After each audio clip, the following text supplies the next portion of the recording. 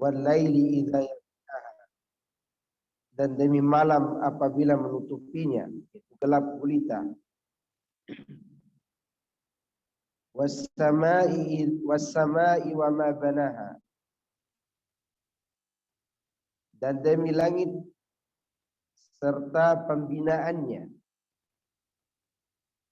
Wal ardi wa ma tahaha, dan demi bumi serta penghamparannya.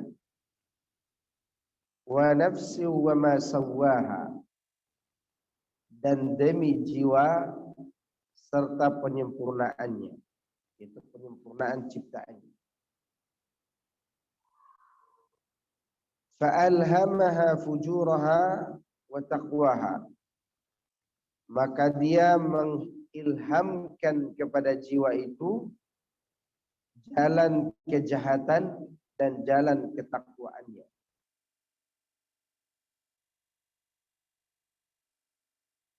Qad aflaha man zakkaha wa qad khaba man dassaha. Sungguh beruntung orang-orang yang mensucikan jiwa itu, dan sungguh merugi orang-orang yang mengotorinya. Lihat bagaimana Allah menyampaikan sumpah berkali-kali demi menjelaskan urusan yang sangat penting, yaitu menjelaskan tentang keadaan jiwa manusia. Bahwa di dalam jiwa itu terdapat dua sifat yang bertentangan, dua sifat yang berlawanan, yaitu sifat kejahatan dan sifat ketakwaan. Lalu Allah menyampaikan kabar gembira bagi mereka yang mensucikan jiwa itu. Berarti mereka yang berusaha membawa diri mereka kepada jalan ketakwaan, di mana Allah katakan qad aflaha man zakkaha. Sungguh telah beruntung orang-orang yang mensucikan jiwanya. Kalimat zakkaha, kata dasarnya adalah dari kata zakatun, artinya suci dan bertambah kesucian dan kebaikannya. Itu arti daripada zakkaha. Maksudnya orang yang berusaha mensucikan jiwanya, dia berusaha memperbaiki diri dan kebaikannya bertambah. Sedangkan orang yang rugi adalah mereka yang mengotori jiwanya. Bagaimana bentuk mengotorinya? Mereka tidak menghancurkan jiwa itu sekaligus. Tidak. Tetapi mereka menutupi jiwa itu dengan dosa-dosa dan maksiat. Ibaratnya jiwa itu seperti mutiara yang indah. Mutiara ini awalnya ditutupi dengan menggunakan sampah. Sampah apa saja ditutup, ditaruh di atasnya. Bahkan mutiara ini ditaruh di dalam tong sampah. Mula-mula dia tidak mengapa. Artinya tidak mati, tidak rusak, hanya ditutupi, terus ditutupi. Tapi begitu dibiarkan di dalam sampah tersebut, tentu akan mengalami kerusakan. Maka di saat itulah jiwa manusia itu mengalami kerusakan dan kematian. Oleh karenanya Allah Subhanahu wa taala dan Rasulnya sallallahu alaihi wasallam memberikan kaedah-kaedah atau pokok-pokok di dalam membersihkan jiwa, agar kita tidak jatuh pada golongan orang-orang yang merugi. Di antara fondasi atau pokok dalam mensucikan jiwa, yang pertama yaitu mentauhidkan Allah. Mentauhidkan Allah. Dan inilah cara Rasulullah SAW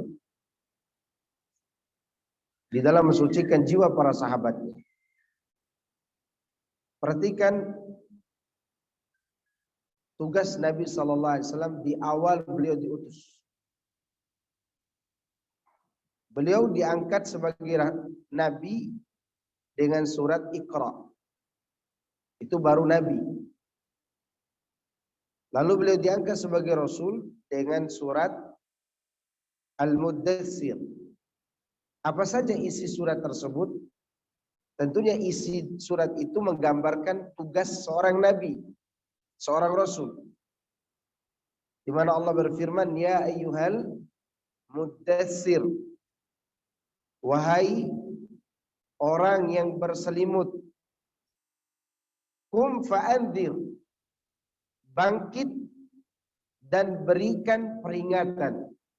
Maksudnya, berikan peringatan kepada orang-orang Quraisy akan bahayanya perbuatan syirik.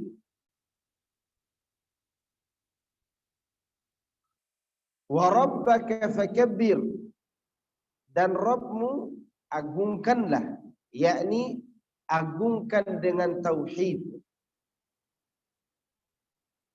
Inilah tugas Nabi SAW di awal beliau diutus. Beliau disuruh untuk membersihkan jiwa dari perbuatan syirik. Beliau diperintahkan untuk memperingatkan manusia dari perbuatan syirik. Karena kesyirikan itulah yang paling kuat dalam mengotori jiwa. Dan beliau diperintahkan untuk mengagungkan Allah dengan tauhid. Inilah makna daripada firman Allah di surah Al-Baqarah ayat 151 tadi. Yatlu alaikum ayatina wa yuzakkikum. Dan dia mensucikan jiwa kalian. Mensucikan dari apa? Dari perbuatan syirik. Makanya Rasulullah SAW di awal beliau dakwah, beliau selalu mengajarkan tauhid dan lawannya agar dijauhi, yaitu kesyirikan. Namun sayang seribu sayang, di zaman kita ini telah terbalik pemahaman manusia, di mana orang-orang yang mentauhidkan Allah dianggap sebagai orang-orang yang melecehkan hak para wali-wali Allah. Sedangkan orang-orang yang berbuat syirik dianggap sebagai golongan orang-orang yang mencintai para wali dan pengikut mereka. Dan ini yang terjadi di zaman ini. Menunjukkan bahwa manusia sangat jahil tentang urusan ini. Coba Anda perhatikan fenomena yang terjadi, kenyataan yang terjadi. Orang-orang yang melarang meminta-minta kepada kuburan dianggap melecehkan para wali. Iya atau tidak? Itu yang terjadi. Sedangkan orang-orang yang meminta-minta kepada para wali atau ke kuburan dianggap mencintai para wali. Kenapa bisa terjadi demikian? Jawabannya karena syaitan selalu merongrong jiwa mereka. Memberikan bisikan demi bisikan agar mereka meninggalkan perkara yang mensucikan jiwa mereka, yaitu tauhid. Dan agar mereka melakukan hal-hal yang mengotori jiwanya, yaitu kesyirikan.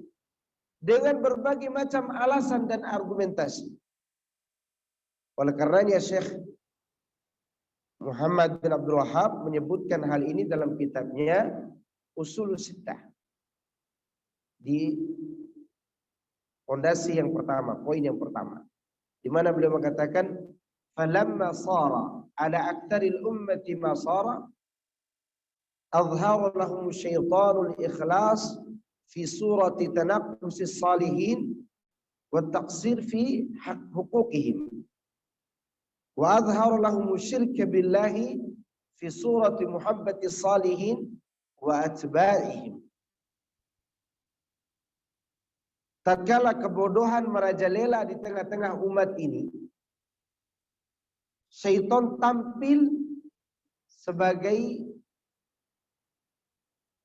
orang yang menampakkan bahwa keikhlasan dan tauhid itu adalah perkara yang melecehkan dan mengurangi hak orang-orang soleh. Maksudnya tidak meminta-minta kepada orang soleh berarti melecehkan hak mereka.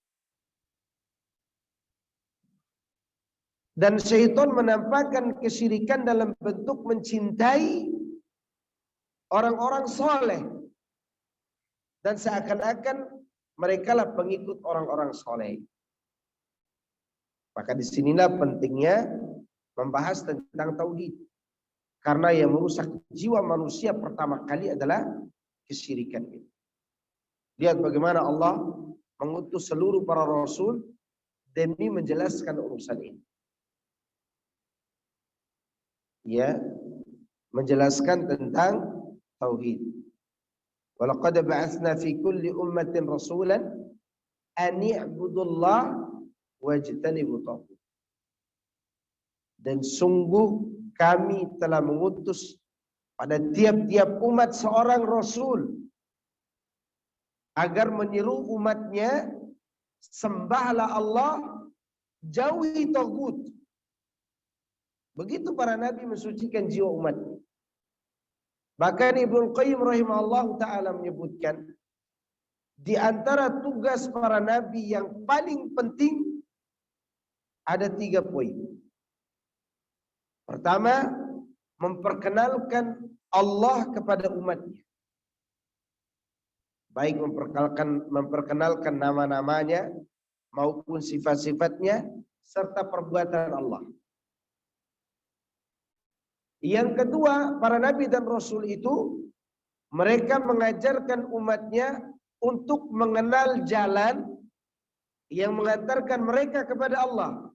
Jalan tersebut adalah bersyukur, berzikir, dan yang paling penting adalah mengesahkan Allah dalam ibadah.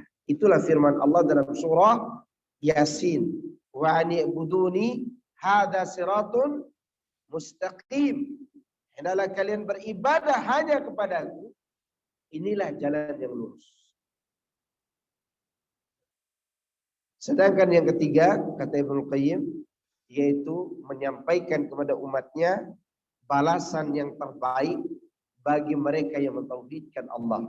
Dan balasan yang paling baik itu adalah bertemu dengan Allah, mendengar Allah berbicara, mendengar Allah membawa salam, dan melihat wajah Allah Subhanahu wa taala. Itu balasan bagi mereka yang berusaha mensucikan hati dan jiwanya dari perbuatan syirik di dunia ini.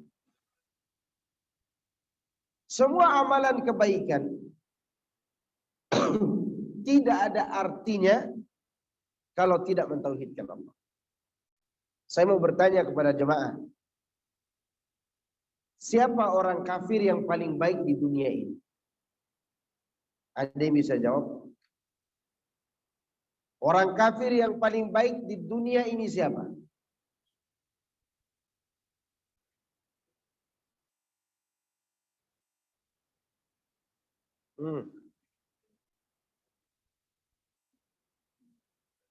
Sejak zaman Nabi Nuh sampai hari kiamat sudah. Siapa orang kafir yang paling baik?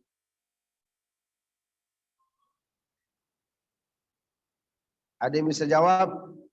Atau saya beri hadiah baru bisa jawab? Yang paling baik adalah Abu Thalib. Siapa? Abu Thalib. Dia orang yang menolong Nabi Muhammad SAW. Membela beliau. Menjamin keamanannya. Bahkan siap berperang dengan orang-orang yang memusuhi beliau kalau mereka berani menyentuh Nabi Muhammad SAW. Itu Abu Thalib. Tapi apakah amal dia yang mulia ini? Yaitu membela Rasul. mendatangkan kebaikan buat dia nanti di yaumul qiyamah? Jawabannya abadan tidak. Tidak ada kebaikan baginya di akhirat. Kenapa? Karena dia berbuat syirik. Nanti di hari kiamat Allah akan berbicara dengan orang yang paling ringan azabnya di neraka. Di mana azab itu diletakkan bara api di kakinya, mendidih otaknya. Dan itu di antara azab yang didapatkan oleh Abu Talib.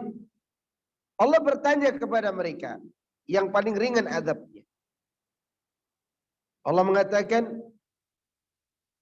"Lau kanat laka dunya wa ma fiha wa mithluha, akunta muftadiyan biha." Andai kata engkau memiliki harta dunia seisinya 2 kali lipat. 2 kali lipat nih, tak main-main. Andaikan kau punya, maukah engkau serahkan semua itu kepadaku, lalu aku bebaskan engkau dari azab ini? Kata dia, "Na'am, iya, aku akan memberikan semua itu kepadamu, asalkan engkau bebaskan aku dari azabmu," kata Allah. Kata orang tadi. Jadi orang itu mengatakan, andaikan engkau membebaskan aku dari azabmu ini, aku serahkan semua harta itu sekiranya aku miliki. Apa kata Allah?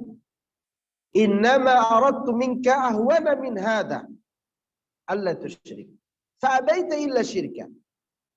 Dulu di dunia, yang aku inginkan darimu lebih ringan dari ini. Itu lebih ringan daripada engkau kumpulkan dunia dan seisinya. Apa itu? Jangan kau berbuat syirik. Itu kata Allah. Tapi engkau enggan melakukan keinginanku ini, kecuali engkau memilih untuk berbuat syirik. Ini menunjukkan bahwa semua kebaikan, sebesar apapun kebaikan itu, maka tidak ada artinya di sisi Allah kalau pelakunya mati membawa kesyirikan. Makanya hari ini atau hari sebelumnya atau di masa kita masih kecil, masa kita SD, kita tidak pernah diajarkan di sekolah mengenai la ilaha illallah dengan perinciannya. Pernah nggak ibu-ibu diajarkan? La ilaha illallah dengan rukunnya, syaratnya, pembatal-pembatalnya. Tidak pernah diajarkan secara terperinci. Tapi sholat diajarkan. Ini rukunnya, ini syaratnya, ini kewajiban sholat, ini sunnah sholat. Ini zakat, rukun, syarat, dan seterusnya. Kenapa bisa demikian? Kita harus menanamkan kecurigaan bahwa ini ada kesengajaan agar kita disuruh beramal dengan susah payah, tapi amal kita tidak ada artinya selama tauhid kita tidak benar.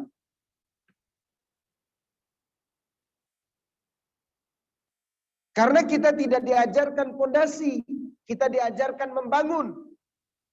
Sholat, puasa, zakat, haji, berbuat baik, berinfak, bersedekah, membangun masjid. Semua itu bangunan dalam Islam. Fondasinya adalah tauhid. Karena dia adalah dasar segala-galanya. Kalau dia tidak baik, maka tidak ada artinya sholat, puasa, zakat, dan haji.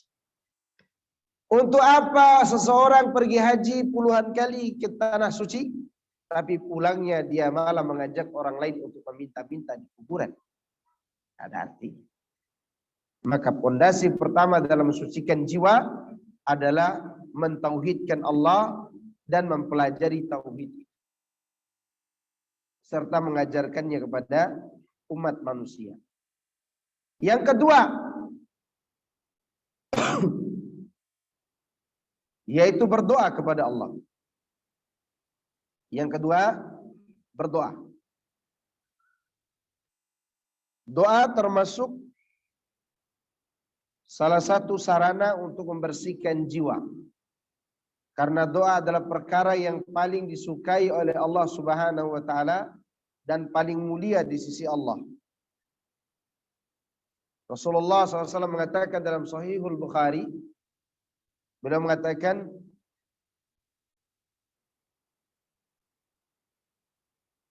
wa ma akramu syai'in 'ala Allah min ad-du'a. Laisa syai'un akrama 'ala Allah min ad-du'a. Tidak ada sesuatu yang lebih dicintai Allah, lebih mulia di sisi Allah melebihi doa. Bahkan Allah mengatakan, wa qala rabbukum ud'uni astajib lakum. Innal ladzina yastakbiruna an ibadati sayadkhuluna jahannama dakhirin. Dan Rabbmu mengatakan, mintalah kepadaku, niscaya aku kabulkan permintaanmu. Dan orang-orang yang menyombongkan diri dari beribadah kepadaku, mereka akan masuk ke dalam neraka jahanam dalam keadaan hina dina. Jadi doa adalah perkara yang sangat penting di dalam mensucikan jiwa. Di antara doa yang Allah ajarkan kepada kita agar jiwa kita tidak kotor, Allah menyebutkan di dalam surah Ali Imran. Allah mengatakan tentang doa orang-orang yang lurus akalnya. Rabbana la tuzigh qulubana ba'da idh hadaitana wa hab lana min ladunka rahmah innaka antal wahhab. Ya Rabb kami, jangan engkau sesatkan hati kami setelah engkau berikan petunjuk padanya. Dan berilah kami karunia berupa rahmat di sisimu, karena engkau maha pemberi karunia. Kemudian di antara doa yang lain, itu doa Nabi Muhammad SAW agar jiwa kita tidak galau, tidak resah, tidak gelisah. Isi doa tersebut mengandung sifat tauhid bagi Allah, yaitu sifat uluhiyah bagi Allah. Mengakui sifat keesaan Allah di dalam ibadah. Doa yang mungkin sebagian ibu-ibu menghafalnya. La ilaha illallahul azimul halim. La ilaha illallah rabbul arshil azim. La ilaha illallah rabbus samawati wa rabbul ardi wa rabbul arshil karim. Tidak ada ilah yang berhak diibadahi dengan benar kecuali Allah, yang maha agung lagi maha santun. Tidak ada ilah yang berhak diibadahi dengan benar kecuali Allah, yang memiliki arsy yang agung. Tidak ada ilah yang berhak diibadahi dengan benar kecuali Allah, Rabb langit dan Rabb bumi, serta Rabb yang memiliki arsy yang maha mulia. Ini diantara doa penenang jiwa. Jika Anda galau, jika Anda sedih, tidak jelas apa yang dikhawatirkan, ulangi doa ini. Maka jiwa akan tenang. Jiwa akan tentram selama hati kita bersandar kepada Allah Subhanahu wa ta'ala. Demikian juga Rasulullah SAW mengajarkan doa penenang jiwa yang lainnya. Di antaranya, Allahumma inni abduka. Ya Allah, sesungguhnya aku ini adalah hambamu. Ibnu abdika nasiyati biyadika. Anak hamba laki-laki dan anak hamba perempuanmu. Ubun-ubunku berada di tanganmu. Madin fiyya hukmuka, adlun fiyya qada'uka. Hukum engkau telah berlaku atas diriku,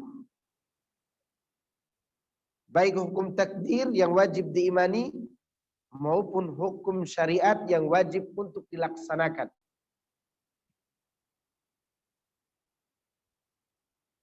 As'aluka bi kulli ismin huwa laka sammaita bihi nafsaka aw anzaltahu fi kitabika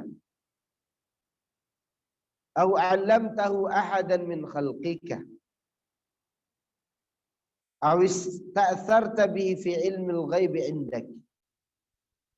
Ya Allah, aku meminta kepadamu dengan setiap nama yang kau namakan dirimu dengannya, atau yang engkau turunkan di dalam kitabmu, atau yang kau ajarkan kepada salah seorang dari makhlukmu, atau yang engkau rahasiakan di dalam ilmu gaib yang ada di sisimu. Di sini kita diajarkan untuk bertawasul dengan nama-nama Allah, baik yang kita tahu maupun yang kita tidak tahu. Anta ja'alal Qur'ana rabi'a qalbi wa nur sadri. Hendaklah engkau jadikan Quran ini sebagai penyejuk hatiku dan sebagai penerang dadaku, cahaya dadaku. Wa jalaa huzni wa dhahaba hammi wa ghammi, dan sebagai pelebur penghapus kesedihanku dan yang menghilangkan kegundahan dan kegelisahan. Kata Nabi, siapa yang doa seperti ini, maka Allah akan hilangkan kegundahan jiwanya. Biasanya keraguan-raguan, kesedihan, kegundahan, kalau tidak kita minta kepada Allah agar dihilangkan, dia akan merusak jiwa itu. Akan terjadi was-was, terjadi kegelisahan, terjadi suudzon kepada Allah. Contoh nih, contoh. Ibu-ibu, suaminya kerja di tambang perminyakan, pulang sekali 2 pekan. Tentu akan ada kegelisahan, keraguan-raguan, jangan-jangan, kan begitu kan? Ya, belum lagi ada bisikan-bisikan orang ketiga yang mengadu domba, datang kegelisahan. Maka hilangkan semuanya dengan doa. Doa yang diajarkan Nabi tadi. Baik yang la ilaha illallahul azimul halim, atau Allahumma inni abduka ibnu abdika ibnu amatik. Atau doa yang mudah yang menenangkan jiwa, la ilaha illa anta subhanaka inni kuntu minadh dhalimin. Atau doanya Nabi Yaqub, innama ashku bathi wa huzni ilallah. Aku hanya akan mengeluhkan kesedihan dan kegundahanku kepada Allah. Ini doa yang menghilangkan kegundahan dan kesedihan. Kemudian Rasulullah mengajarkan doa agar jiwa kita suci. Meminta kesucian jiwa kepada Allah. Di mana Rasulullah SAW mengatakan, Allahumma ati nafsi taqwaha wa zakkiha anta khairu man zakkaha anta waliyuha wa maulaha. Allahumma inni a'udzu bika min ilmin la yanfa' wa min qalbin la yakhsha wa min nafsin la tashba' wa min da'watin la yustajabu laha. Ya Allah, datangkan ke dalam jiwaku sifat ketakwaan dan bersihkan dia, karena Engkau sebaik-baik yang mensucikannya. Ya Allah, aku berlindung kepadamu dari ilmu yang tidak bermanfaat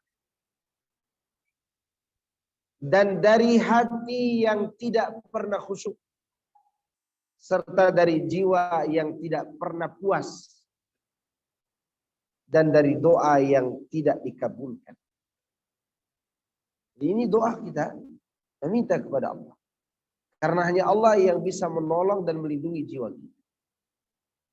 meminta ketakwaan, meminta kesucian jiwa.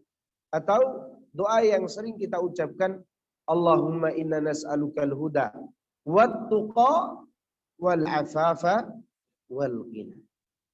Ya Allah, aku mohon kepadamu hidayah. Aku mohon kepadamu ketakwaan. Aku mohon kepadamu kesucian diri untuk menjaga diri ini. Dan memohon kepadamu kekayaan. Terus kita berdoa demikian. Karena doa ini memiliki power, memiliki kekuatan. Kalau semua alat canggih yang dibuat oleh orang-orang kufar tidak bisa menembus langit pertama, maka doa bisa menembus sampai langit ketujuh. Apalagi doa yang sering diulang-ulangi, doa yang sering disampaikan kepada Allah, maka itu doa yang sangat disukai Allah. Oleh karenanya, para ulama menyebutkan sesungguhnya Allah itu suka orang yang mengulang-ulangi doa. Allah suka tuh kepada orang-orang yang mengulangi doa. Oleh karenanya Umar bin Khattab radhiyallahu anhu, beliau mengatakan, aku tidak mementingkan doaku kelihatan dijawab oleh Allah. Tapi yang penting bagiku adalah terus berdoa. Karena aku yakin setiap doa yang ku sampaikan kepada Allah pasti ada jawabannya. Karena Allah berfirman, wa qala rabbukum ud'uni astajib lakum. Dan Rabbmu mengatakan, mintalah kepadaku, aku akan jawab permintaan. Maka saya ulangi perkataan Nabi dalam riwayat Bukhari tadi, laisa syai'un akrama 'ala Allah min ad-du'a. Tidak ada sesuatu yang lebih mulia di sisi Allah melebihi doa. Maka teruslah berdoa, meminta agar Allah mensucikan jiwa. Siapapun orang yang serius hatinya meminta hidayah kepada Allah, meskipun dia berada dalam lubang kekufuran dan dia sudah berada di tepi neraka, tapi dia serius minta hidayah. Dia serius meminta agar Allah mensucikan jiwanya, maka Allah akan berikan. Contoh siapa? Salman Al-Farisi radhiyallahu taala anhu wa ardahu. Dari agama Yahudi, dari agama Majusi, berpindah ke Yahudi dan Nasrani. Lalu beliau mendapatkan hidayah untuk bertemu langsung dengan Rasulullah SAW. Dia masuk Islam dan dia menjadi orang penting dalam umat Islam. Salman Al-Farisi radhiyallahu taala. Tapi ini poin kedua. Berdoa. Yang ketiga, di antara pokok dalam mensucikan jiwa, yaitu memperhatikan Al-Quran. Al-Quranul Karimu manba'u tazkiyatin nufus. Al-Quran adalah mata air, sumber daripada pensucian jiwa. Oleh karenanya orang yang jauh dari ajaran Al-Quran pasti galau, pasti sempit jiwanya. Sudah sempit jiwanya di dunia, kuburannya ikut disempitkan. Sudah sempit kuburannya, nanti di yaumul qiyamah pun diberikan kesempitan hidup. Allah mengatakan, "Wa man a'rada 'an dzikri fa inna lahu ma'isyatan dhanka wa nahsyuruhu yaumal qiyamati a'ma. Qala rabbi lima hasyartani a'ma wa qad kuntu basira. Qala kadzalika atatka ayatuna fanasitaha wa kadzalika al-yawma tunsa." Barang siapa yang berpaling dari zikri, berpaling dari Al-Quran, sungguh dia akan menemukan kehidupan yang sempit. Dikatakan oleh Abu Sa'id Al-Khudri radhiyallahu anhu, yang dimaksud dia akan menemukan kehidupan yang sempit, yaitu disempitkan kuburannya. Dikatakan oleh Ibnul Qayyim, yaitu disempitkan hatinya di dunia, disempitkan kuburannya, dan nanti di yaumul qiyamah disempitkan itu. Oleh karenanya Allah katakan setelah itu, dan kami akan kumpulkan dia di padang mahsyar dalam keadaan buta. Lalu orang ini bertanya kepada Allah, "Ya Rabb, kenapa kau butakan mataku hari ini? Padahal dulu di dunia aku bisa melihat." Allah mengatakan, demikian keadaanmu Sebagaimana dulu di dunia engkau menelantarkan ayat-ayatku, engkau sengaja melupakannya, maka hari ini engkau dilupakan dan ditelantarkan. Ini akibat daripada menelantarkan ayat-ayat Allah. Dan Rasulullah SAW pernah melapor kepada Allah tentang sebagian orang dari umatnya sengaja menelantarkan Al-Quran. Rasulullah SAW mengatakan, Allah berfirman, wa qala ar-rasul Rabbi inna qaumi ittakhadhu hadzal Qur'ana mahjura. Dan Rasul berkata, ya Rabbku, sungguhnya umatku ini menjadikan Al-Quran sebagai barang yang ditelantarkan. Dan orang-orang yang menelantarkan Quran pasti sempit hidup. Tidak akan ada ketenangan. Anda jangan mengira orang-orang yang memiliki uang miliaran atau triliunan itu lebih tenang hidupnya daripada anak-anak di pondok pesantren yang sedang menghafal Quran. Jangan Anda mengira demikian. Saya punya cerita, kisah nyata. Saya pernah didatangi oleh salah seorang anggota kepolisian yang dia kebetulan menjaga di rumah salah seorang saudagar kaya yang memiliki supermarket besar gitu. Apa kata dia? Bos saya itu Ustaz, teman saya itu kata dia. Waktu itu kita sedang berada di pondok pesantren di mana sedang menyaksikan anak-anak meroja Al-Quran. Kemudian polisi ini sambil nangis dia cerita, karena dia melihat wajah-wajah penghafal Quran ini begitu tenang dan damai. Senyuman mereka tidak dibuat-buat. Senyuman anak-anak yang menghafal Quran betul-betul tulus dari hati. Lalu polisi ini sambil meneteskan air mata bercerita. Dia katakan, saya punya teman, punya supermarket besar di mana-mana. Penghasilannya setiap bulan itu omsetnya 3 miliar. 3 miliar bukan 3 ember. Ya, setiap bulan. Tapi waktu pagi jam 8 dia harus menemani para pegawainya untuk buka toko, buka supermarket. Baik dengan telepon atau secara langsung. Seharian dia mengecek anak buahnya. Setelah jam 10, supermarketnya ditutup. Setelah ditutup, ya, dia tidak langsung tidur. Dia akan cek dulu berapa barang yang laku, berapa barang yang harus dibeli lagi. Tidak cukup, dia harus cek CCTV. Sampai berjam-jam cek CCTV itu, mana anak buah yang curang dan di mana barang yang dicuri. Setelah jam 2 malam belum pula dia tidur. Dia harus meletakkan tangannya di atas keningnya. Karena dia sedang memikirkan bagaimana keadaan tokonya di malam ini. Apa dia dibongkar orang atau dibakar orang. Dia tidak bisa tidur sampai berjam-jam. Sedangkan anak pondok pesantren ini kelihatan senyumnya begitu indah. Kenapa? Karena mereka sedang melantunkan firman Allah.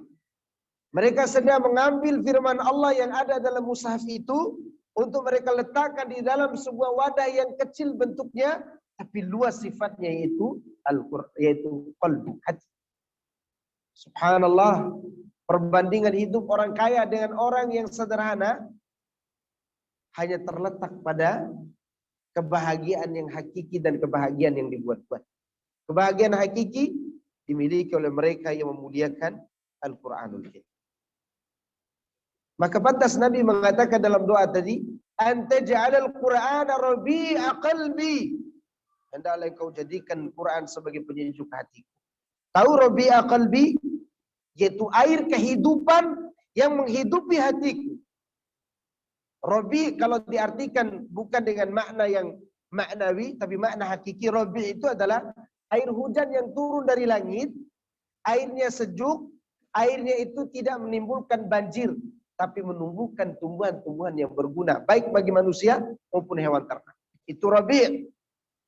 Maka Rasulullah menyamakan Quran itu seperti air hujan tadi yang menghidupi hati yang telah mati. Semati apapun hati, sebusuk apapun hati, kalau dia berusaha untuk menerima Al-Quran, maka insya Allah dia akan hidup. Sebagaimana tanah yang tandus di musim panas. Anda kalau berangkat ke timur, yang mungkin pernah jalan-jalan ke Pulau Komodo, ya, di musim panas, kalau dilihat gunung tuh merah semuanya atau coklat. Batu tidak ada yang hijau. Tapi begitu sekalinya turun air hujan rintik-rintik, besoknya lusanya itu tanah menjadi hijau. Padahal tadi kita katakan tidak akan mungkin tanah ini hidup atau tidak akan mungkin rumput itu hidup. Saking matinya. Tapi begitu turun hujan, maka hidup dia. Demikian juga hati orang-orang yang mati di zaman Rasulullah SAW. Hatinya Umar bin Khattab, hatinya Ikrimah bin Abil Jahal, hatinya Umair Al-Jumahi yang dijuluki sebagai setan Quraisy. Hati mereka hidup dengan Al-Quran. Hatinya Sumamah bin Usal masuk Islam karena melihat kemuliaan Rasulullah dan Al-Quran. Luar biasa, hati-hati yang mati itu hidup kembali, tumbuh kembali, jernih kembali dengan Al-Quranul Karim. Makanya Allah katakan di akhir surat Qaf, "Fadzakir bil Quran may yakhafu wa'id." Berikan peringatan dengan Al-Quran bagi mereka yang takut akan azab. Begitu. Orang yang selalu mendengar Quran, selalu belajar Quran, mentadabburi Al-Quran, hatinya tidak terasa. Lama-kelamaan suci, bersih, baik. Bahkan akhlaknya akan ikut baik. Begitu. Maka orang-orang yang merugi adalah mereka yang meninggalkan Quran. Rugi orang-orang yang tidak masuk. Bahwa Allah Subhanahu wa taala telah menjadikan Quran ini sebagai sumber kehidupan hati. Bahkan orang-orang yang telah mencintai Quran dan baca Quran tidak akan bosan dengan Al-Quran. Sebagaimana perkataan para salaf, hati yang baik tidak akan pernah kenyang dari Al-Quran. Contoh nih, bapak-bapak setiap 5 waktu sholat berjemaah di masjid. Dari sholat 5 waktu itu ada 3 waktu bacaan imamnya jahar. Imam kalau baca Quran, kalau sholat, dia tetap baca surat itu saja, ya enggak? Imam takbir Allahu Akbar. Bismillahirrahmanirrahim. Alhamdulillahi Rabbil Alamin. Ar-Rahmanir Rahim. Maliki Yaumiddin. Ada enggak di belakang imam mengatakan, makmum mengatakan, kok imam bacaannya itu aja? Ada enggak? Jangankan mengatakan demikian, terbesit saja di hati, tidak ada. Kenapa? Karena hati itu mau jujur bahwa dia tidak akan pernah bosan dengan Al-Quran. Padahal surat yang dibaca imam setiap sholat maghrib, sholat isya dan sholat subuh atau sholat Jumat pasti diawali dengan apa? Suratul Fatihah. Coba kalau di dalam sholat 5 waktu itu disyariatkan menyanyi misalnya. Imamnya begitu takbir, Allahu Akbar. Di bacaan pertama imamnya baca judi, bisa begitu. Dia baca lagi besok, pasti makmum mengatakan, kok itu aja dibaca. Ya enggak? Makanya mereka-mereka yang berdosa, yang berbuat dosa dengan nyanyian dan musik itu, berpindah-pindah karya dan ciptaan lagu, karena mereka bosan dengan apa yang mereka ucapkan sendiri. Atau tidak usah nyanyian deh. Orang-orang yang suka menggibah ibu-ibu yang pakai jilbab atau ibu-ibu yang sudah pakai cadar. Pasti awalnya dikatakan kayak ninja gitu kan. Apa besok dia akan mengatakan demikian? Enggak. Dia akan katakan besok Wahabi gitu kan. Berpindah kalimat karena kalimat yang kemarin sudah bosan. Setelah dia sebut Wahabi bosan kan? Dia akan cari lagi kalimat lain. Misalnya sekarang contoh pakaian orang-orang Islam yang wanita itu seperti Yahudi Ortodok. Biarkan aja, biarkan. Kalimat itu akan bosan dia ucapkan, dia akan cari lagi kalimat yang lain.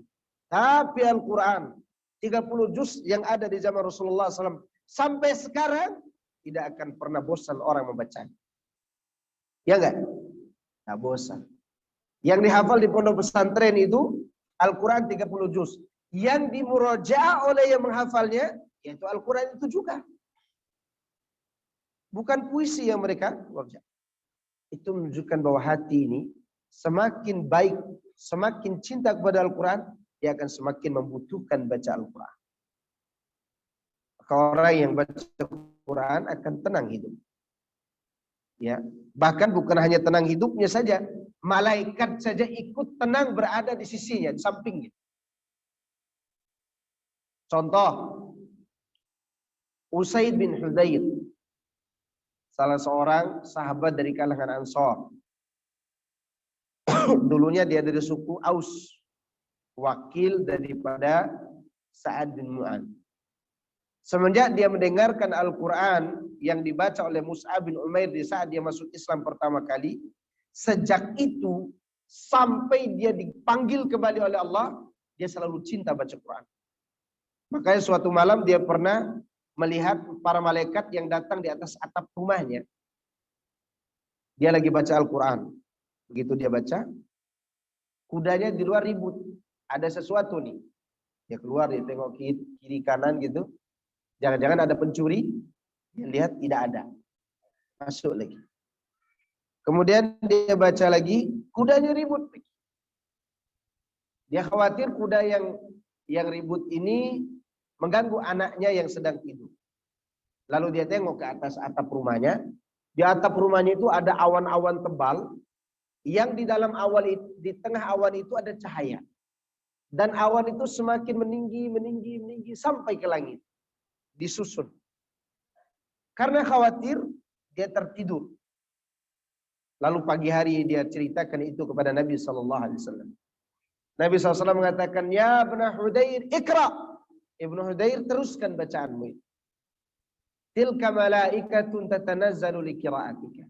Yang kau lihat tadi malam itu adalah para malaikat-malaikat yang senang turun karena senang mendengarkan bacaan. Maka ibu-ibu kalau rajin baca Quran di rumah, ada hal-hal aneh, tidak usah takut. Ya kan? Lagi baca Quran tiba-tiba tercium bau wangi. Wanginya bukan wangi yang biasa. Ya kemungkinan Allah Subhanahu wa taala memberikan kebaikan kepadanya dengan datangkan oleh malaikat. Didatangi malaikat. Atau kemungkinan yang kedua, suami baru beli parfum baru. Ya, kemungkinan kedua ini. Ya jangan curiga suami ini parfumnya baru nih gara-gara cewek baru, bukan. Ya. Karena membaca Quran itu membuat hati kita tenang. Dan orang sekitar kita tenang. Dan kita laki-laki nih kalau dengar istri baca Quran, rasanya tentram hidup itu. Apalagi bacaan ibu-ibu yang bagus suaranya, tapi suaranya hanya untuk suaminya saja. Ya, karena ada ibu-ibu baca Qurannya untuk orang lain, suaminya tidak pernah dibacakan Quran. Tenang. Laki-laki melihat wanita baca Quran itu tenang. Sebagaimana Allah katakan dalam suratul Ahzab, "Wadhkurna ma yutla fi buyutikunna min ayatillahi wal hikmah." Hendaklah kalian mengingat dan merenungkan apa yang dibaca di rumah kalian, wahai para wanita. Ini khusus kepada wanita Allah bicara. Yang dibaca dalam rumah kalian dari ayat-ayat Allah dan hikmah. Ya tentunya sunnah Rasulullah sallallahu alaihi wasallam. Maka sekali lagi perhatikan Quran.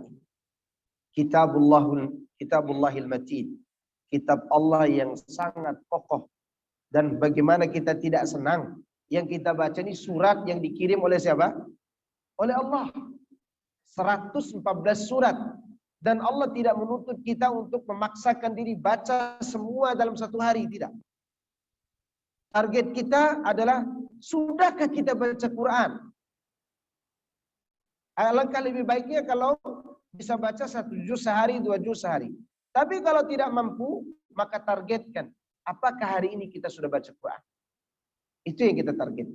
Sebagaimana ada seorang sahabat yang diceritakan oleh Ibnu Katsir. Dalam tafsir Ibnu Katsir nanti dibuka tafsir Ibnu Katsir di bagian surat Az-Zalzalah.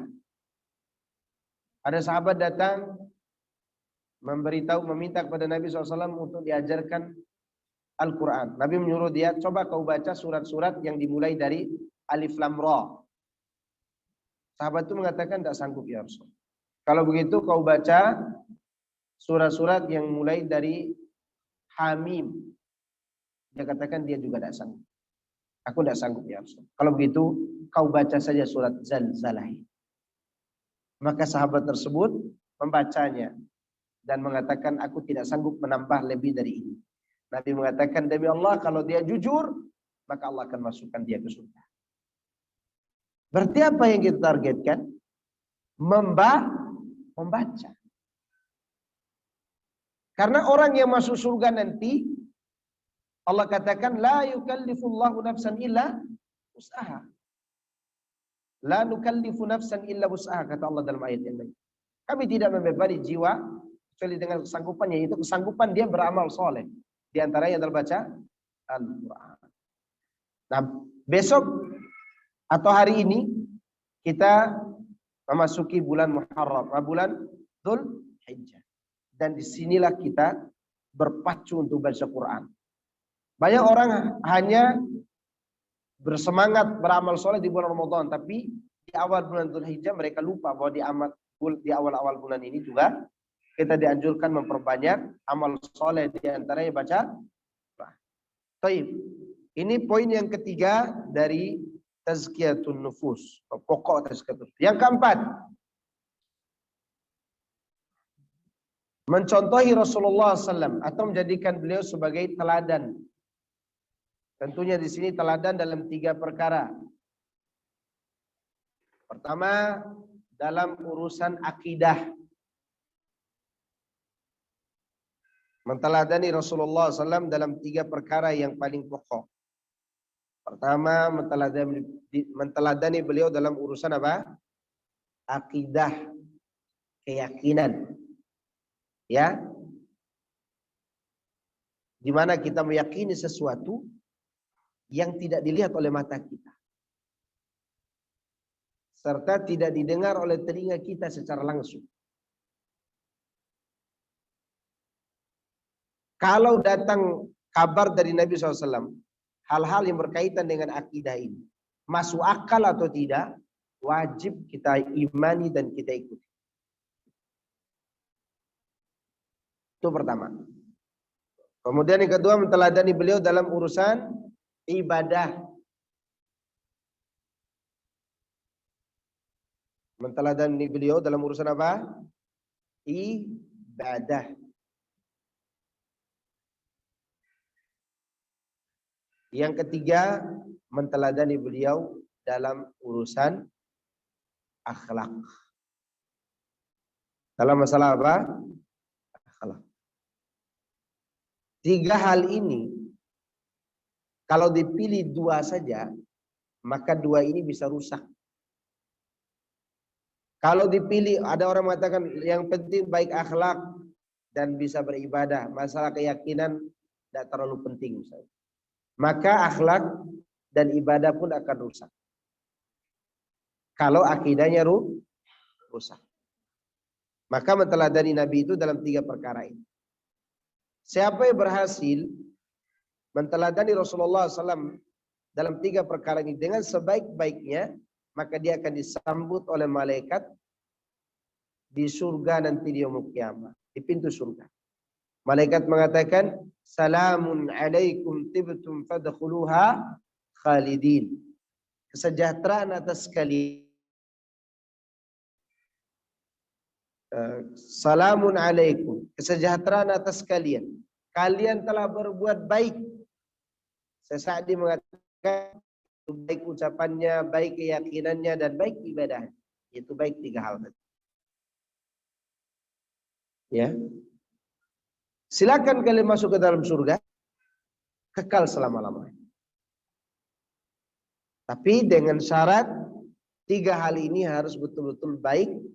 Yang terbaik adalah mengikuti Rasulullah SAW. Ada orang baik akhlaknya, tapi tidak beribadah kepada Allah, tidak mentauhidkan Allah. dan tidak memiliki keyakinan yang baik. Kira akhlaknya bertahan berapa lama? Dia tidak akan bertahan berapa lama. Kalaupun dia bertahan sampai mati, maka nasibnya seperti Abu Thalib. Nasibnya seperti siapa? Abu Thalib. Baik akhlak saja, kalau tidak baik ibadah dan akidah, maka rusak akhlak. Saya contohkan. Dulu ada seorang yang bernama Utbah bin Abi Mu'id. Ini bukan Utbah bin Rabi'ah, tapi Utbah bin Abi Mu'id. Di zaman Rasul ada seorang yang bernama Uqbah bin Abi Mu'id. Dia ini dermawan, baik, dan tidak pernah mengusik Nabi Muhammad SAW. Selama 5 tahun lebih beliau berdakwah, orang ini tidak pernah mengusik Nabi. Bahkan dia senang mengundang Rasulullah SAW makan ke rumahnya meskipun berbeda akidah. Sudah berbeda ajaran agama. Dia orang ini orang musyrik. Di akhir tahun kelima memasuki tahun ke-6 kenabian, tentunya tahun kelima atau ke-6 kenabian. Dia pernah mengundang Rasulullah SAW makan di rumahnya. Nabi tidak mau makan.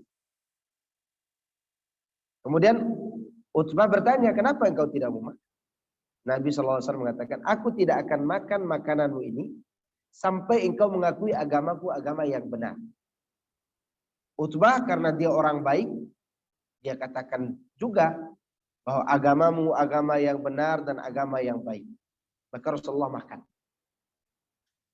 Tapi waktu itu dia tidak masuk Islam karena dia tidak mengucapkan syahadat.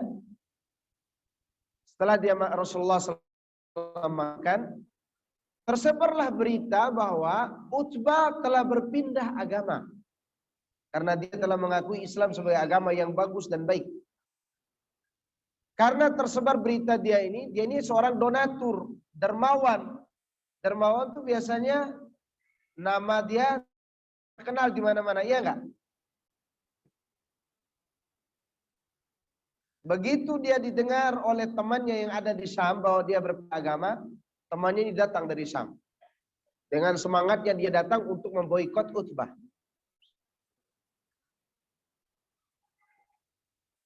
Begitu temannya sampai ke Mekah, Utbah gembira. Teman lamanya datang nih. Dia datang ke rumah temannya. Temannya itu memalingkan wajah. Kemudian Utbah bertanya, kenapa engkau bersikap demikian kepada saya? Kata temannya, karena aku mendengar kabar engkau telah memilih agama baru yang dibawa oleh Muhammad. Maka Utbah mengatakan, mana buktinya? Dari mana kau tahu? Katakan engkau telah mengakui kebenaran agama. Lalu dia ceritakan, aku mengatakan demikian karena aku ingin Muhammad memakan makananku, bukan berpindah agama. Lalu teman ini mengatakan, kalau begitu buktikan bahwa engkau belum berpindah agama. Bagaimana aku harus membuktikan, kata Utbah. Buktikan dengan cara kau siksa Muhammad dengan cara yang sadis. Maka Utbah pun demi mempertahankan pertemanannya dengan orang musyrik ini, karena memang dia orang musyrik, walaupun akhlaknya baik, maka pada saat itu Utbah pun datang ke Ka'bah,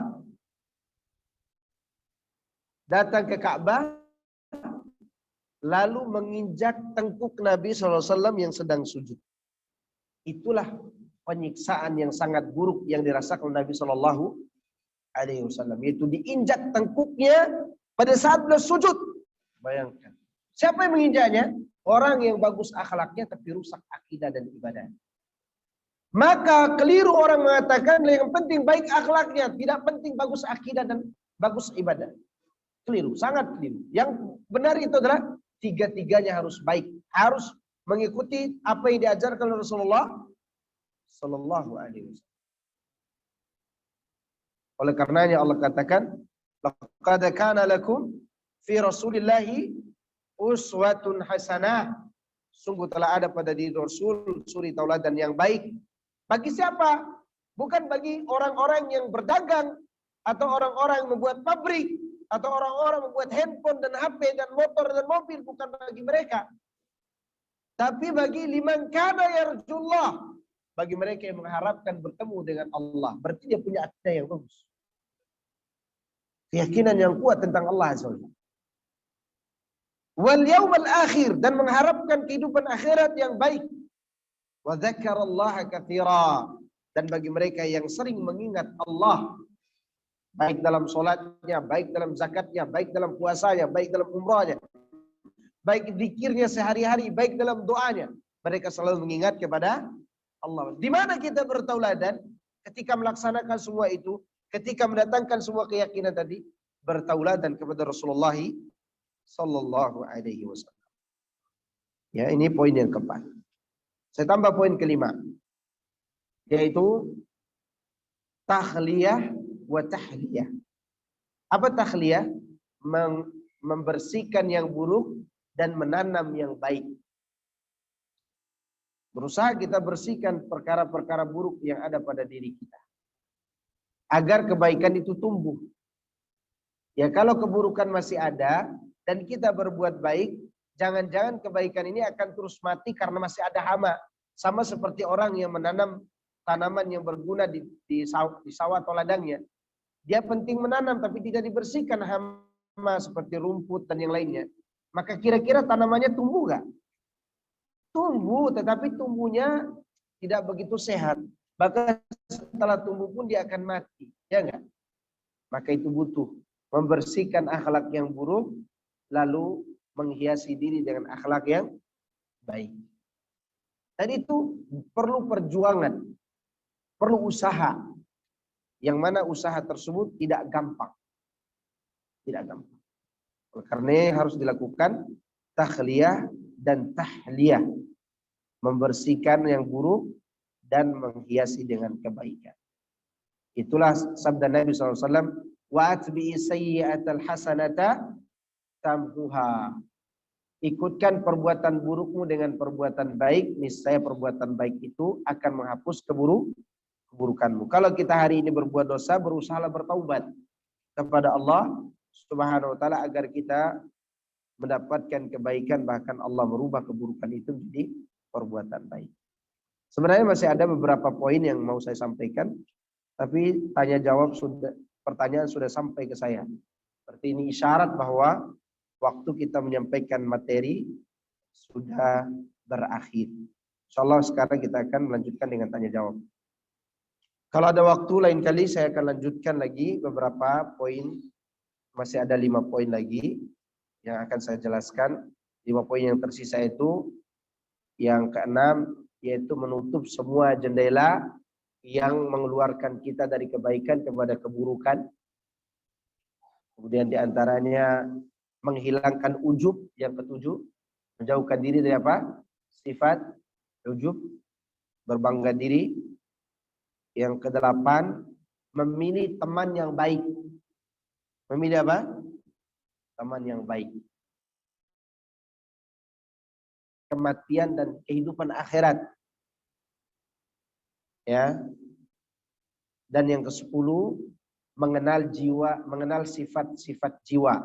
Mana jiwa itu memiliki 3 sifat. Pertama, selalu mengajak kepada keburukan. Yang kedua, dia menyesal karena telah berbuat dosa. Yang ketiga, jiwa yang tenang. Nah, masih ada 5 poin ini yang belum saya sampaikan penjelasannya.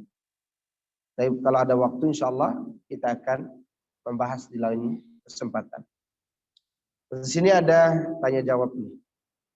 Ada beberapa pertanyaan. Semoga saya bisa menjawab.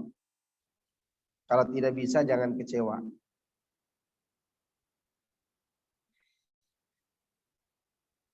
Saya memiliki hutang puasa dan baru akan lunas tanggal 5 Dzulhijjah. Jika saya ingin puasa di hari 10 awal bulan Dzulhijjah, apakah boleh saya mulai dari tanggal 6 Dzulhijjah atau hanya boleh di tanggal 9 saja? 10 tidak puasa karena 10 kan Idul Adha. Ya, 10-nya Idul Adha. Baik. Kalau Anda mengatakan Anda ingin mengqadha puasa wajib di bulan Dzulhijjah itu, di awal Dzulhijjah, dan Anda juga ingin niat puasa sunnah, maka qadha dulu. Insya Allah pahala puasa sunnahnya juga dapat. Karena di sini ada dua pilihan yang tidak bisa memilih dua-duanya kecuali satu. Wa in tazahama adadul masalihi yuqaddamul a'la minal masalihi. Kalau bertemu perbuatan baik dalam satu waktu, maka dahulukan yang paling penting. Qada puasa wajib atau tidak? Puasa tanggal 1 sampai tanggal 5 atau tanggal 9 itu hukumnya sunnah. Oke. Maka para ulama mengatakan di antara yang dianjurkan di 10 hari pertama di bulan Dzulhijjah, puasa dari tanggal 1 sampai tanggal 9 atau sebagiannya, puasa sunnah ya. Kenapa dikatakan atau sebagiannya? Mungkin ada udzur, ada sesuatu, ya kan? Atau kalau tidak mampu sebagiannya, maka ambil yang terpenting yaitu di tanggal 9 Dzulhijjah. Adapun tanggal 10 tidak ada puasa kecuali disunahkan tidak makan sebelum sholat Idul Adha. Tapi sunnah ini ada lanjutannya setelah sholat, yaitu langsung sembelih kambing atau sapi, di mana sebagian daging langsung dimasak dan dimakan. Ini orang-orang ini puasanya sebelum sholat Idul Adha dia tidak makan, pulang makan ketupat. Padahal sunnahnya itu maksudnya Anda sembelih satu hewan yang Anda mau kurbankan. Nah setelah itu Anda ambil sebagian dagingnya, dimasak langsung dimakan. Gitu. Bukan makan ketupat aja, bukan. Boleh makan ketupat, tapi jangan lupakan daging kurbannya. Izin bertanya Ustadz, di luar tema. Kira-kira saya jawab enggak yang di luar tema? Oke, karena ini sudah di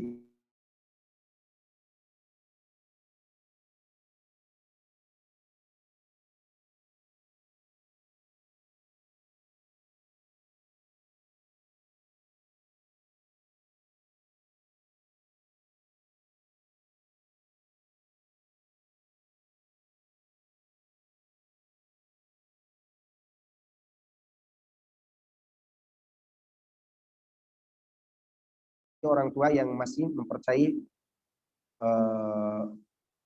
dukun ya.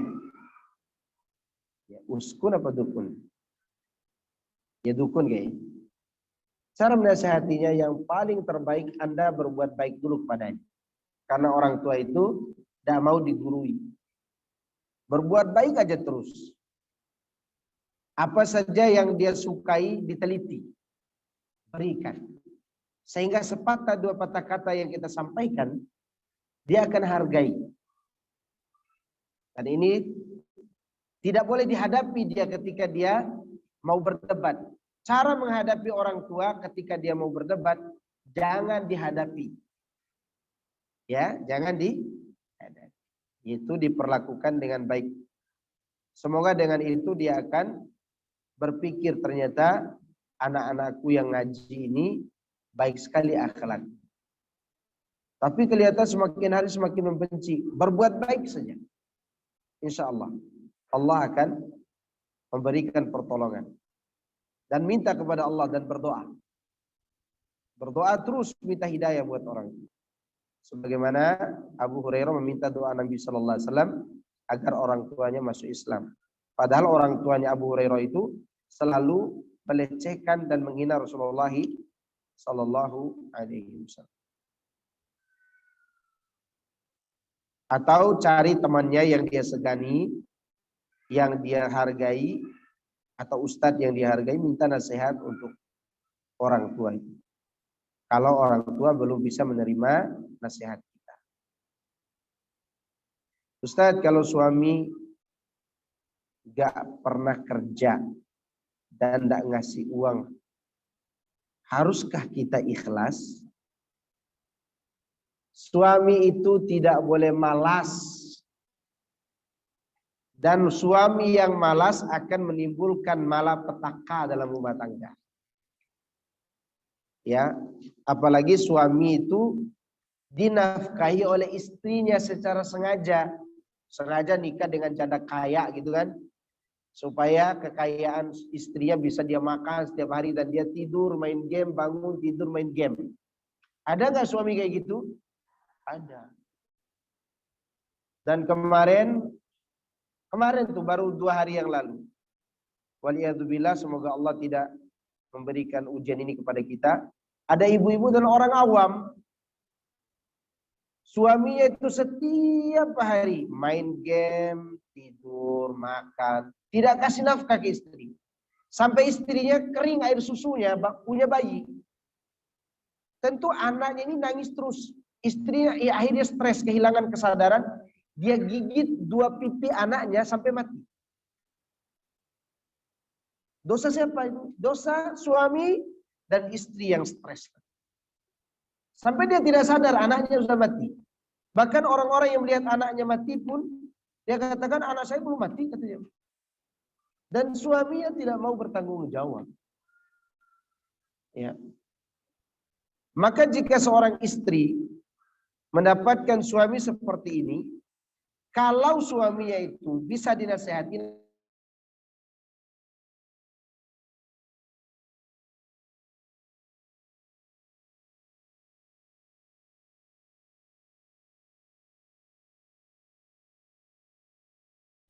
atau minta dia agar menceraikan, jangan digantung seperti itu. Dan setelah itu Anda bertakwa kepada Allah agar Allah berikan yang terbaik.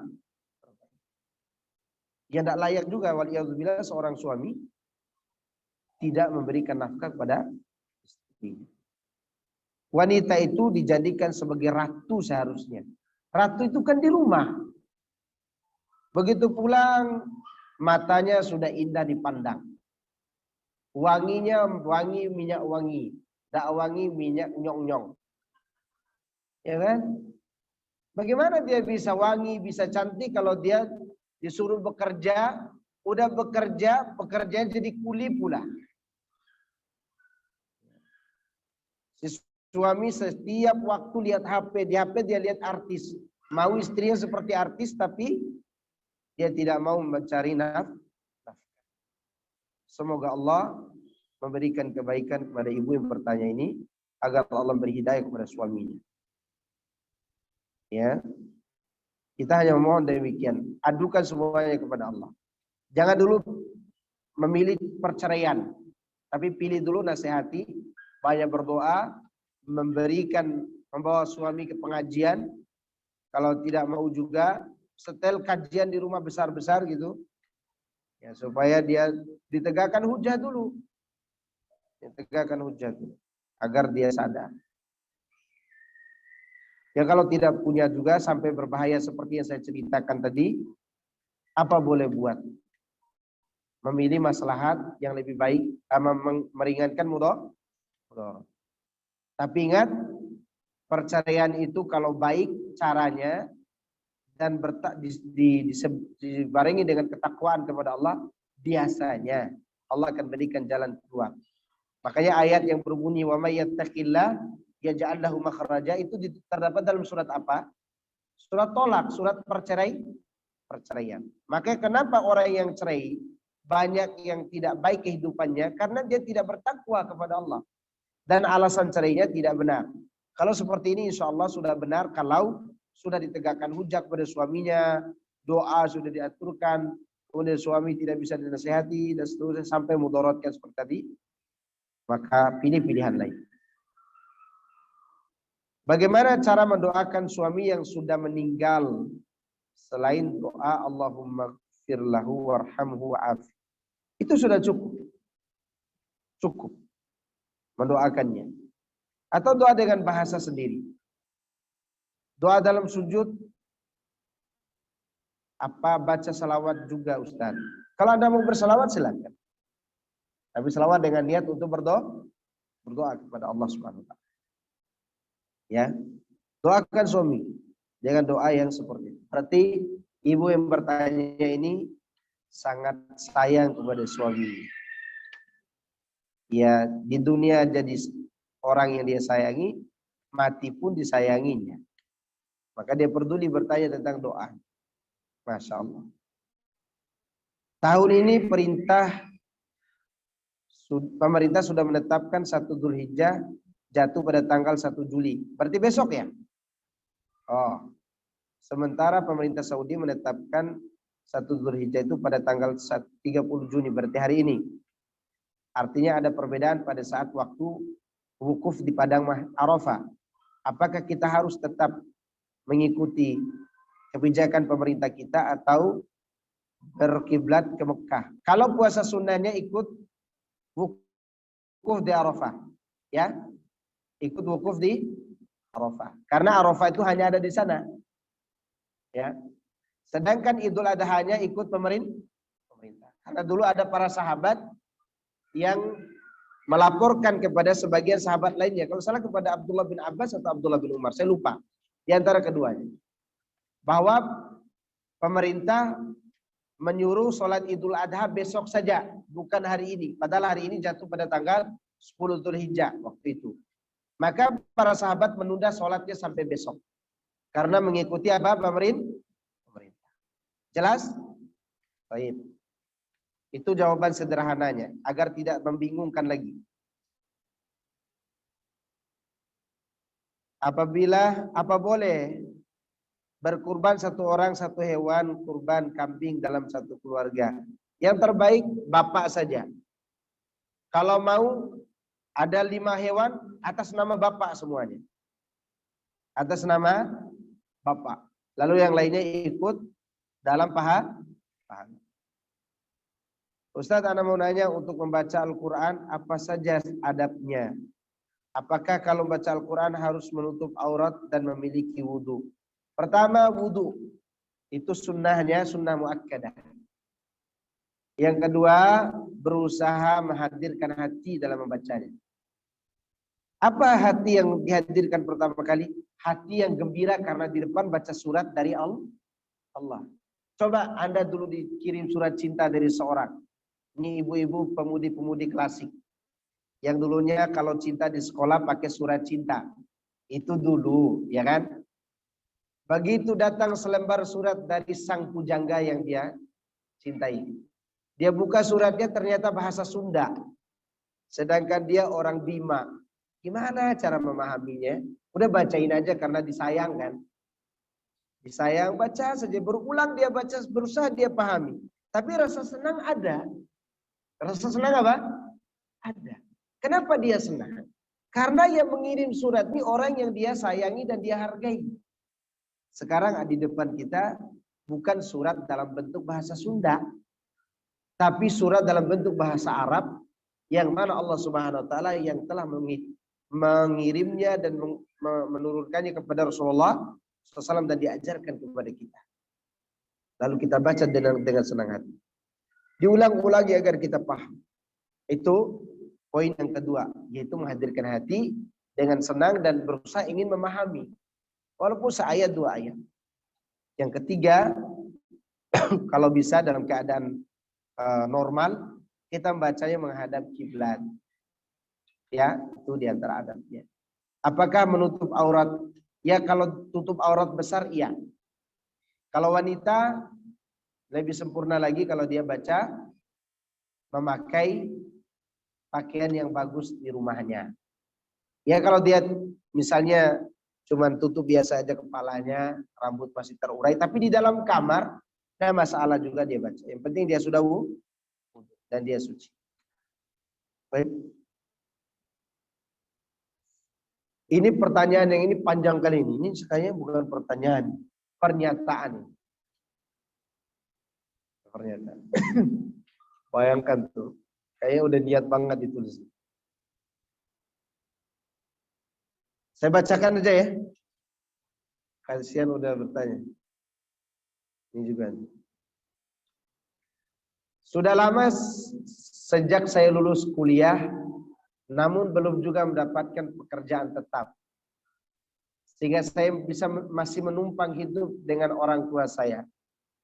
Beberapa kali ada tawaran kerja namun tidak diperbolehkan memakai gamis dan kerudung panjang.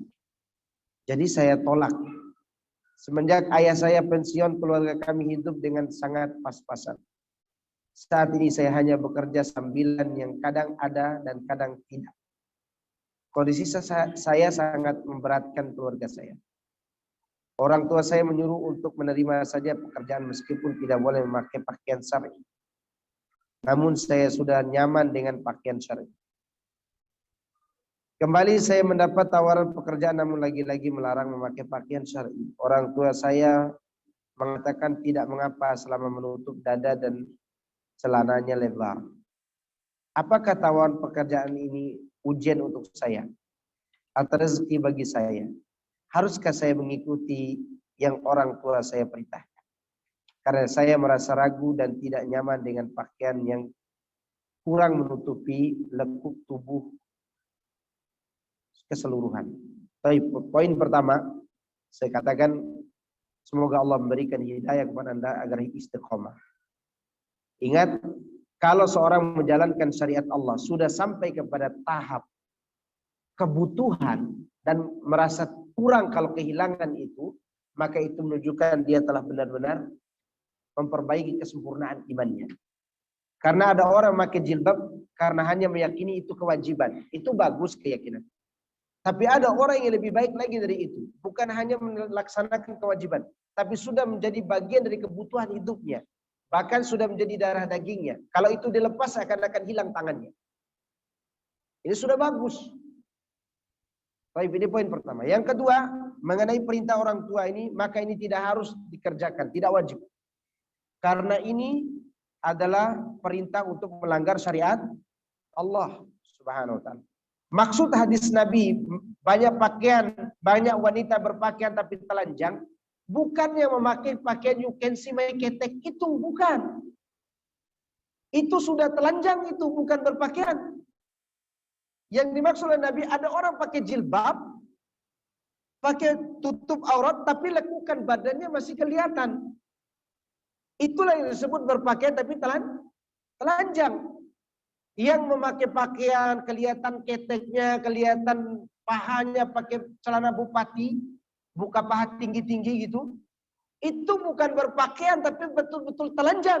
Paham nggak? Itu sudah telanjang.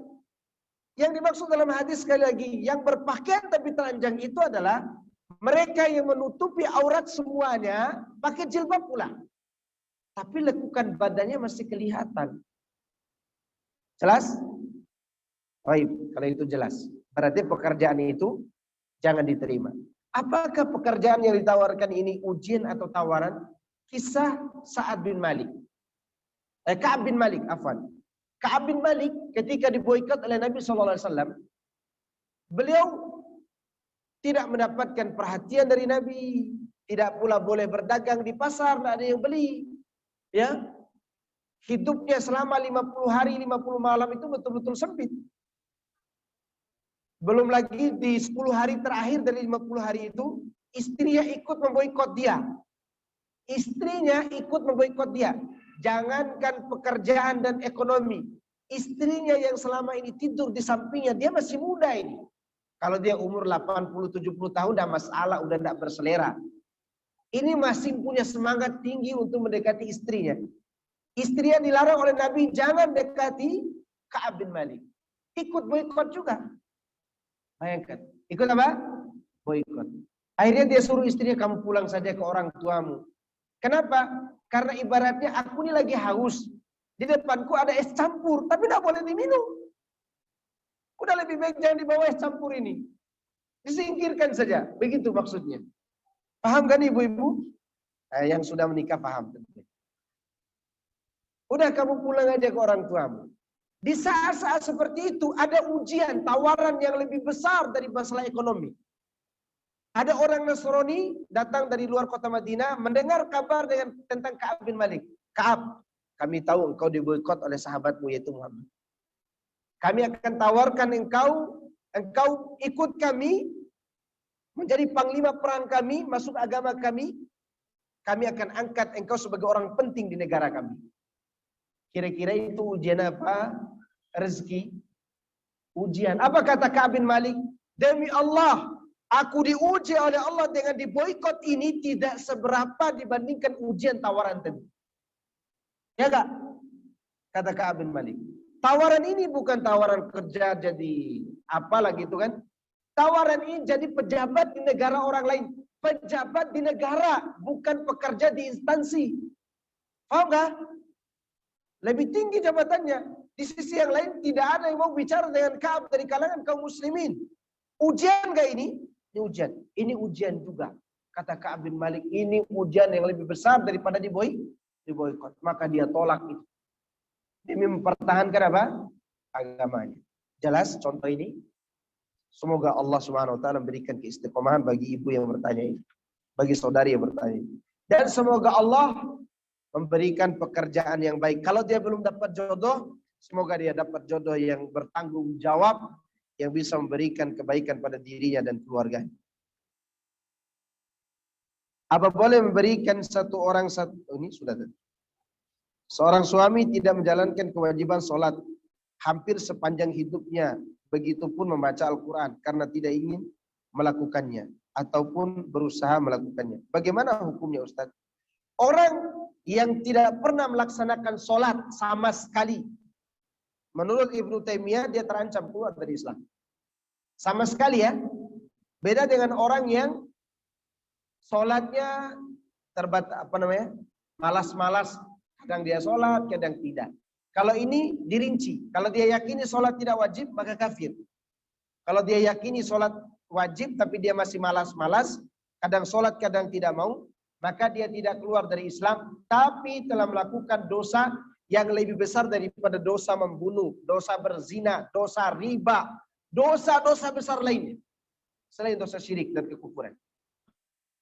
Orang yang meninggalkan sholat, meskipun baik akhlaknya, dan malas-malas dia lakukan, dosanya lebih besar daripada zina, syirik, zina, membunuh, kemudian mencuri, riba, dan seterusnya. Selain daripada syirik dan kekufuran, tentu kesyirikan dan kekufuran lebih besar lagi. Jelas di sini? Saya kira cukup itu bisa Anda sampaikan. Semoga Allah memberikan kesempatan kita untuk bertemu kembali. Dan semoga Allah Subhanahu wa taala memasukkan kita dalam golongan orang-orang yang soleh di dunia dan di akhirat. Subhanakallahumma wa bihamdika asyhadu an la ilaha illa anta astaghfiruka wa atubu ilaik. Wassalamualaikum warahmatullahi wabarakatuh.